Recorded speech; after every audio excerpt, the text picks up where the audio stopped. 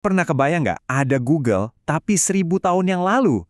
Bukan di Silicon Valley, tapi di jantung peradaban Islam kuno. Nah hari ini kita bakal ngulik satu tempat yang persis kayak gitu. Asyik banget pokoknya. Coba bayangin deh, kita hidup 1.000 tahun yang lalu. Nggak ada internet, nggak ada Google sama sekali. Terus, kita butuh cari informasi. Mau ngapain coba? Harus pergi, melakukan perjalanan jauh, bisa berbulan-bulan atau bahkan bertahun-tahun. Cuma buat nyari satu jawaban. Gila kan? Kedengarannya mustahil banget. Oke, ini membawa kita ke bagian pertama. Di dunia yang nggak ada pengetahuan instan kayak sekarang, ternyata ada satu kota yang fungsinya itu udah kayak hard drive buat seluruh peradaban manusia. Yap, kita lagi ngomongin Baghdad di abad ke-8.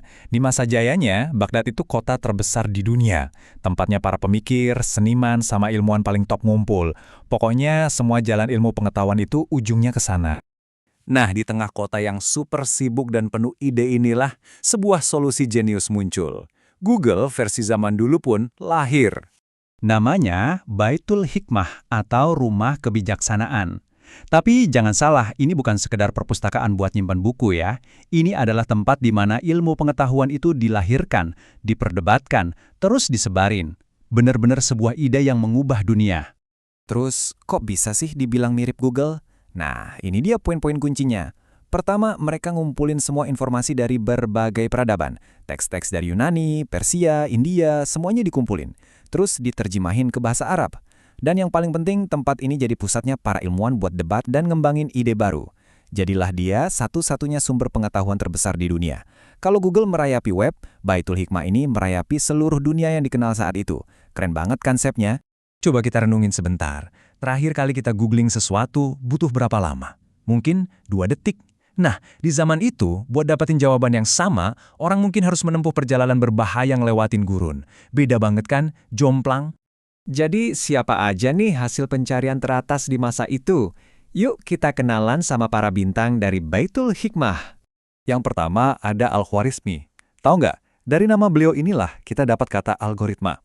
Jadi setiap kali kita pakai search engine atau bahkan cuma nge-scroll media sosial, kita itu sebenarnya lagi pakai warisan dari seorang ilmuwan yang dulu kerja di Baitul Hikmah. Hubungan antara masa lalu sama masa kini itu nyata banget. Terus ada Hunain ibn Ishaq, si ahli penerjemah. Dia ini ibaratnya apinya Baitul Hikmah.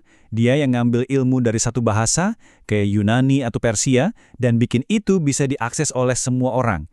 Tanpa dia, mungkin pemikiran-pemikiran hebat dari Aristoteles atau Galen udah hilang di telan zaman. Dan kita juga nggak bisa lupain Al-Kindi. Dia ini bukan cuma filsuf loh. Dia juga seorang matematikawan, musisi, dan dokter. Dia ini contoh sempurna dari semangat Baitul Hikmah. Gagasan bahwa semua ilmu pengetahuan itu saling nyambung. Hasil karya para jenius ini nggak berhenti di Baghdad aja. Yuk, kita lihat gimana ilmu pengetahuan dari sana bisa mengubah dunia. Ini bukan cuma catatan sejarah biasa ya. Ini tuh kayak peta penyebaran ide. Dari Baghdad, nyebar ke seluruh dunia Islam, sampai akhirnya ke Eropa.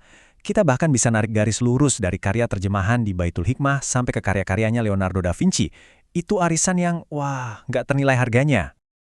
Tapi, sayangnya, zaman keemasan yang luar biasa ini harus berakhir dengan sangat tiba-tiba dan tragis.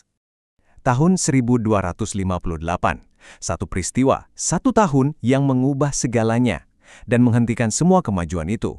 Ini benar-benar kayak server crash paling parah dalam sejarah manusia. Bayangin aja, ilmu pengetahuan yang dikumpulin ratusan tahun, harta karun intelektual paling berharga di dunia, hilang gitu aja. Lenyap. Jadi, setelah semua itu, apa yang tersisa? Apa pelajaran yang bisa kita ambil dari kebangkitan yang luar biasa dan kejatuhan yang begitu menghancurkan ini? Kisah Baitul Hikmah ini jadi pengingat yang kuat banget buat kita semua bahwa ilmu pengetahuan itu rapuh. Kemajuan itu nggak datang dengan sendirinya. Harus diperjuangkan, dilestarikan, dan dibangun terus-menerus oleh setiap generasi. Termasuk ya generasi kita sekarang.